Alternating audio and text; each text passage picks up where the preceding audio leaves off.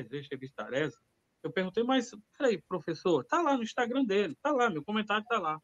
Se um júri, as testemunhas são determinantes para um desfecho de um processo, tanto para absolvição como para condenação, por que nesse caso, o senhor não leva a sério as testemunhas? O interessante é que ele é muito educado, ele diz, como assim, Jeremias? Fale mais sobre isso.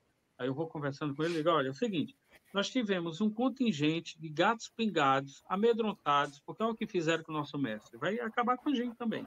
Escondidos nos porões das casas, ok? Ok.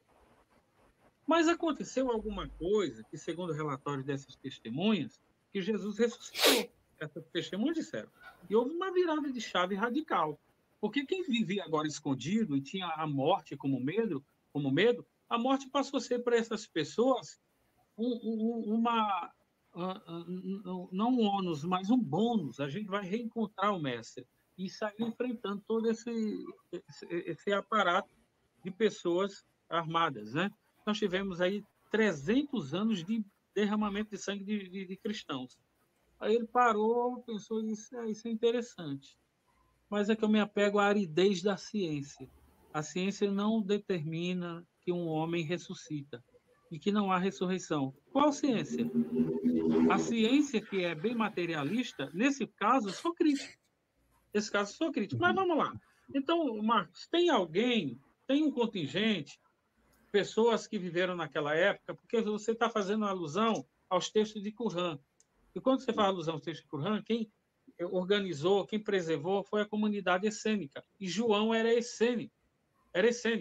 E João, quando está preso, ele manda até Jesus, os seus discípulos, para perguntar se ele era aquele. Você deveria esperar um outro. Não é possível que uma pessoa que era membro da comunidade dos seus dias, dos essênios, estivesse ainda esperando alguém que já estava consagrado pelas literaturas deles. Não é possível. Então, historicamente, tem, Marcos, professor? Então, mas aí, vamos lá. Vamos contrapor isso aí. Eu tenho uma pergunta rapidinho. Espera aí, rapidinho. Vamos lá. Onde está escrito essas mais de 500 testemunhas, Jeremias? 1 Coríntios, no capítulo 15, Paulo diz, Tá. depois apareceu a mais de 500 irmãos, dos quais até hoje vivem, para os dias dele. Tá, vamos E lá. por último, Você tem alguma prova dessas testemunhas que existem ou existiram? Paulo fala delas? Algum papel dessas testemunhas, alguma... Tem algum... Peraí, Augusto. Tem algum documento dessas testemunhas que apenas Paulo, eu vou chegar em Paulo diz que mais de 500. Tem algum documento dessas testemunhas que corroborem com Paulo? Olha, tem. Cadê? Os outros documentos, os outros testamentos e também a patrística tardiamente.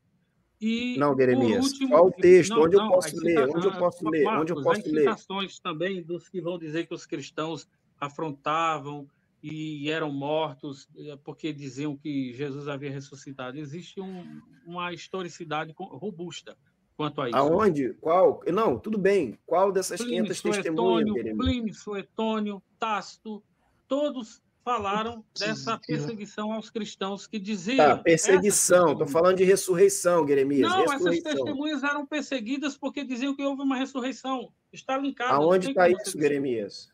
Não está nos documentos que eles falaram?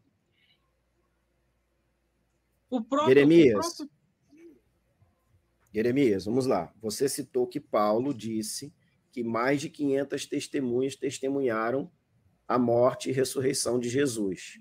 Sim. Vamos lá. Eu quero saber onde eu encontro essas mais de 500 testemunhas. Era a igreja, Marcos.